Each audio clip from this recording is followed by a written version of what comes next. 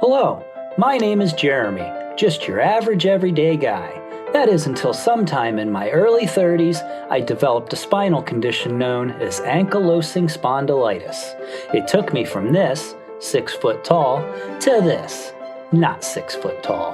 But I wasn't going to let that get me down forever, so eventually I kicked some bad habits and started fighting back. I still get some pretty strange looks, but I'm now doing what I love, traveling and adventuring. My goal is to show other people with disabilities or anyone facing challenges that your best days don't have to be behind you and that there's always hope. So thanks for joining me, the Handicapped Hiker.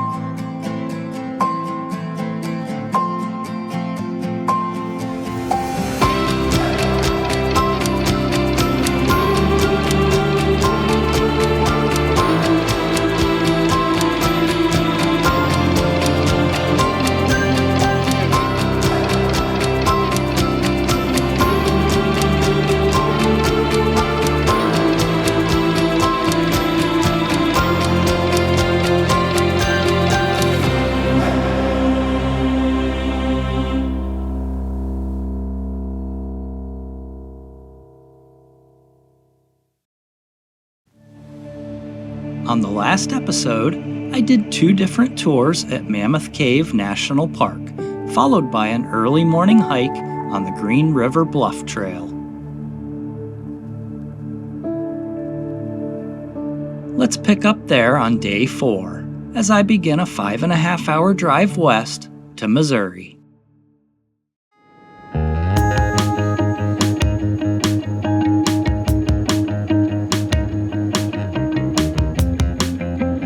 Kentucky 70 west for 10 miles.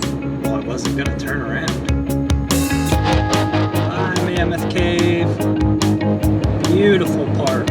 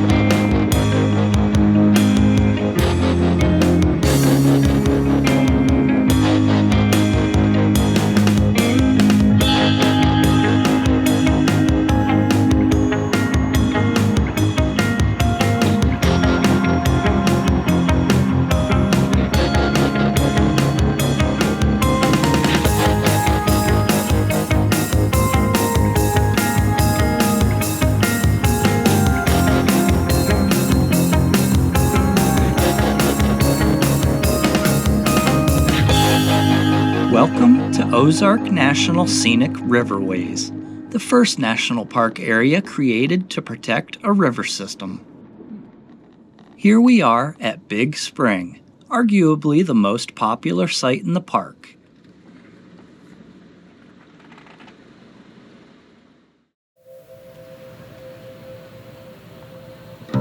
This is one of the largest natural freshwater springs in the world.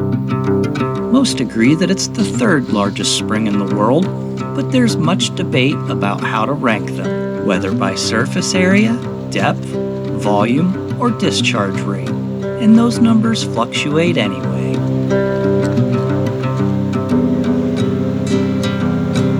This spring is about 80 feet deep, and has an average flow of 288 million gallons per day, which the sign here says is enough water to fill Busch Stadium, the Major League Baseball park in St. Louis, to the roof in about 33 hours. The walkway from the parking area right up to the spring's bubbling point is fully wheelchair accessible. I'm going a bit further than that, though, to walk along the far side of the spring on the Spring Branch Trail for about 6/10 of a mile total, out and back.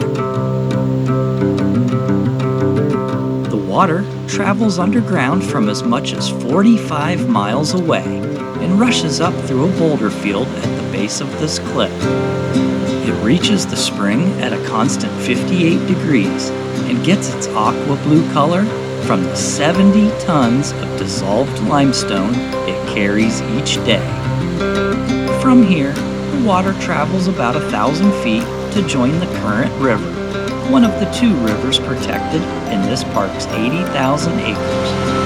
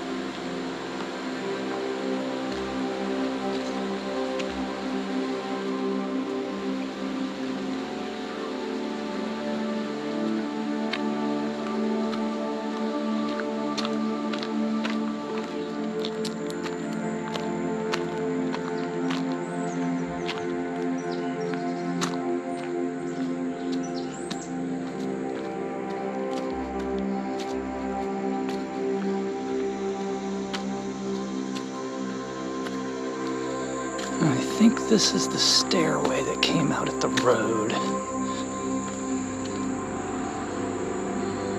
Okay, we're gonna head back the same way.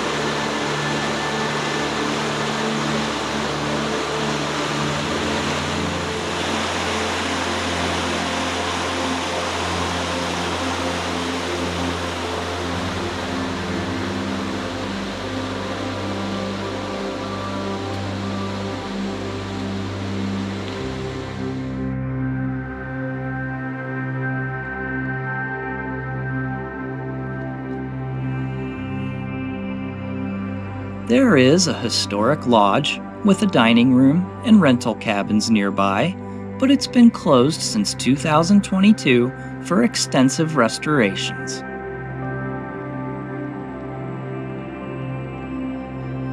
I'm staying at the Big Spring Campground, and that is where we end day 4.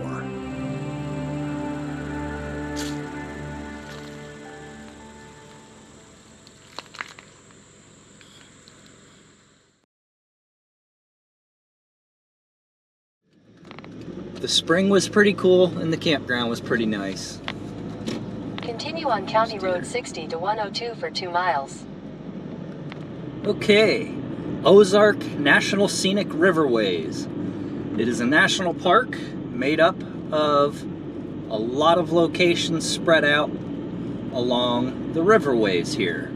Yesterday afternoon, I stopped at Big Spring. Just that amount of water coming out of the ground was was impressive. I've never seen anything like that. And then I stayed here at the campground, the Big Spring Campground, which is a recreation.gov campground. So it was decent. It was pretty nice.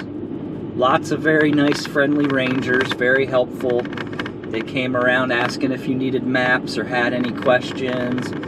Another ranger came around letting everybody know that they were having an educational program at the amphitheater. Just a nice place, nice campground. The spring was pretty cool. The area's pretty scenic. And today we're heading northwest.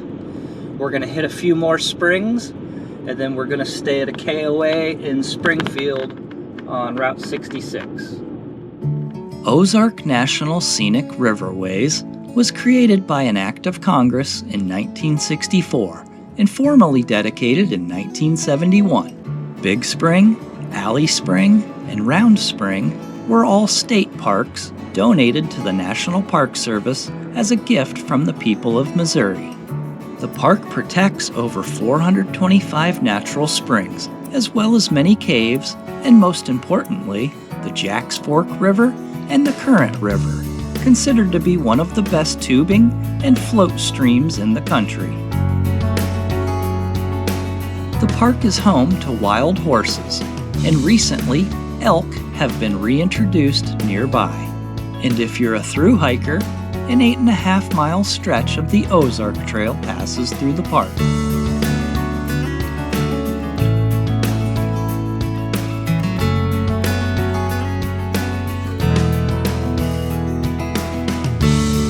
Let's start day 5 here at Alley Spring and Mill, about 45 minutes from where I camped last night.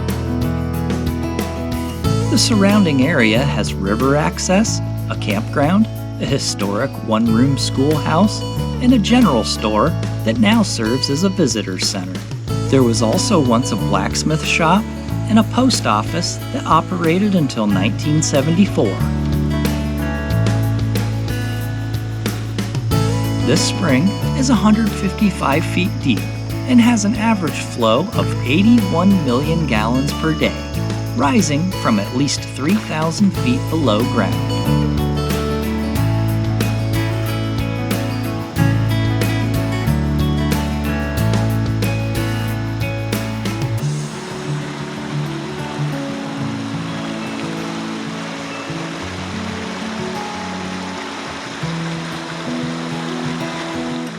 The current mill was built in 1894 on the site of a previous mill that was built in 1868.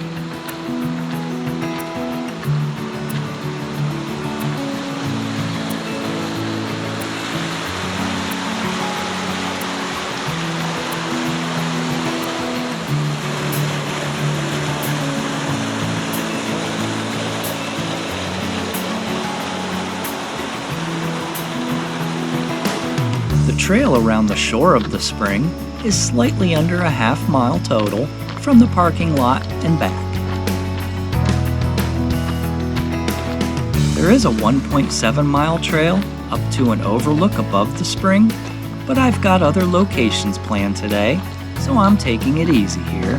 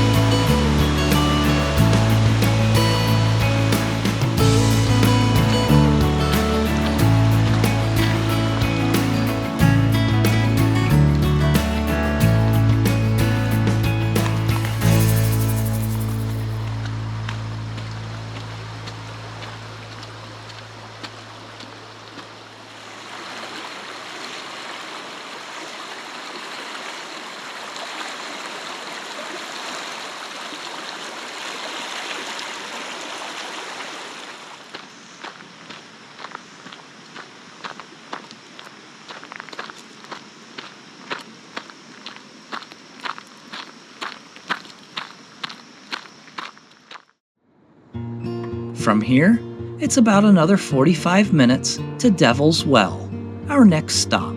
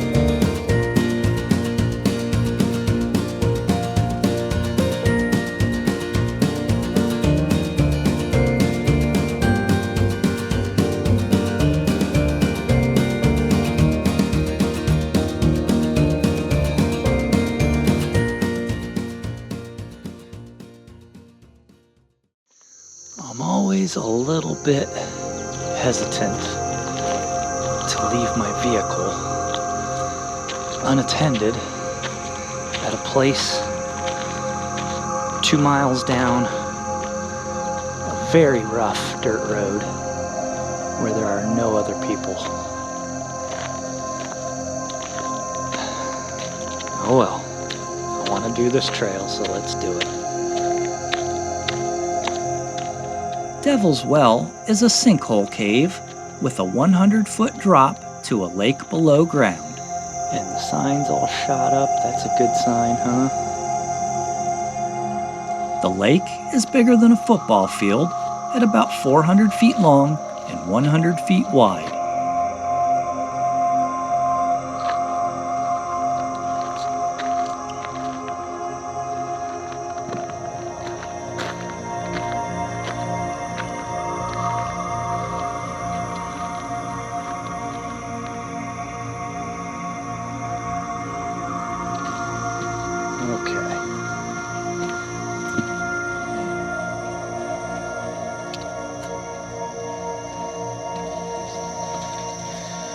I feel a little uncomfortable being out here by myself.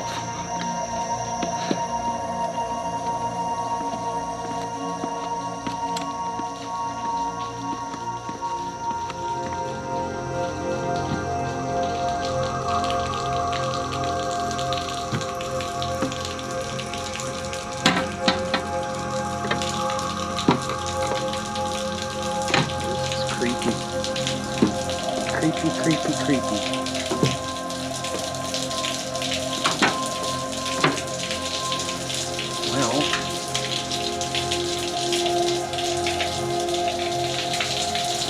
This is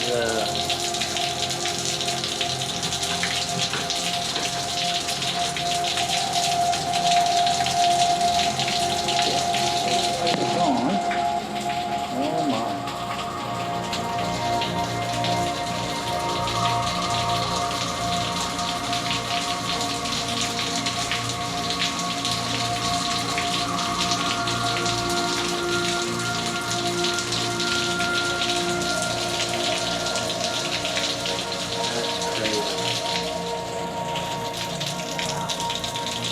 That's just weird. Let's get out of here.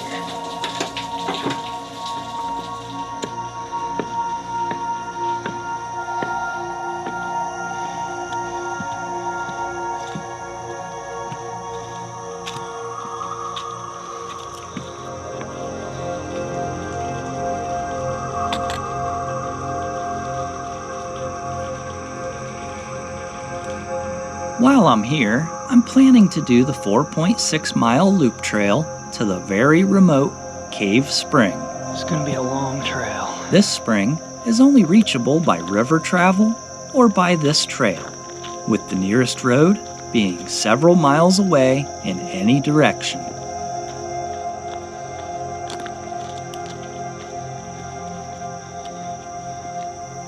Boy, I am out here all alone. I don't know. I don't know. I should probably at least have my bear bells on. Feel a little bit safer with the bear bell, but still I wish there was a few more cars here.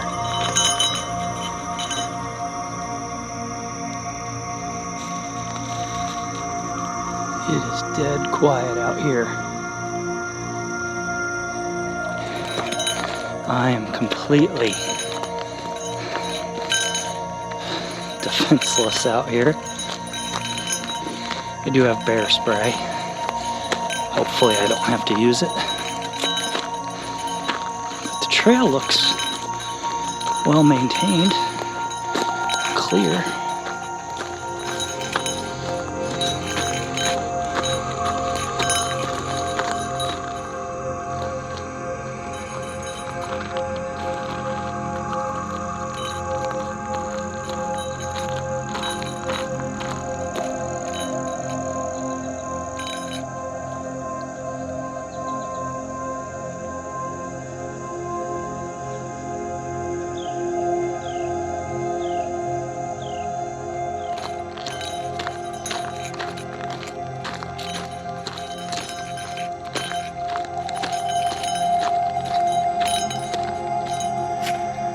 Well, guys, and I'm not 100% sure, but I think this is bear scat.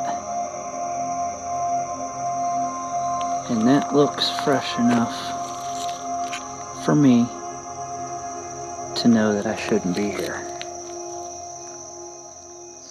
So, considering that there's nobody else out here on this trail at all, and this is thick wilderness, I'm going to take this as my sign to scat.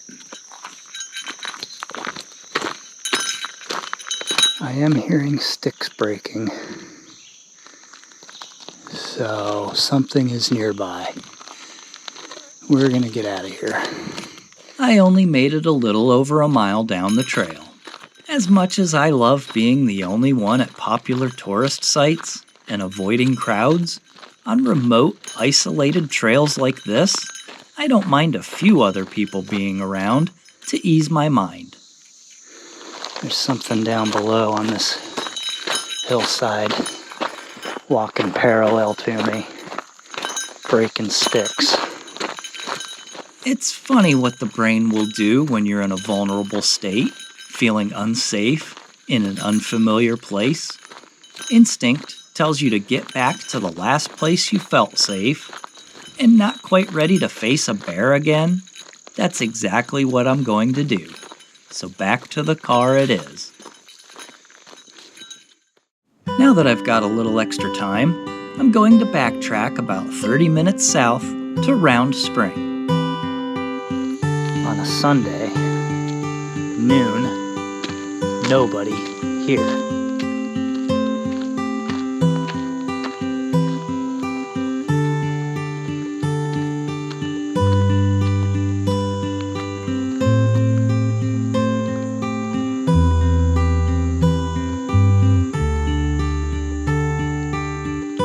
This path, up to Round Spring, is 3/10 of a mile total out and back and is considered wheelchair accessible, although the uphill portion might be a little steep for some.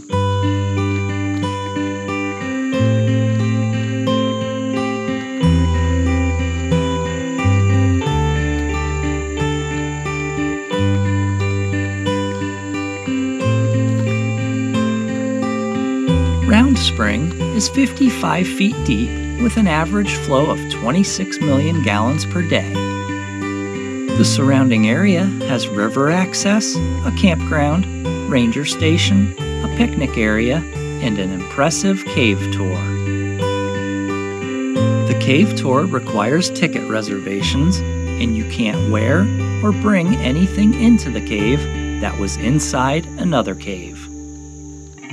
I failed to make reservations for this tour, but I wouldn't have been allowed in anyway, because my shoes and camera were inside Mammoth Cave just a few days ago.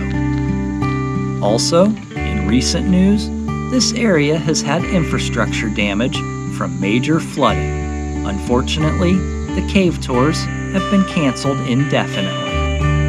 In fact, before visiting any of these areas, I would check the park's website.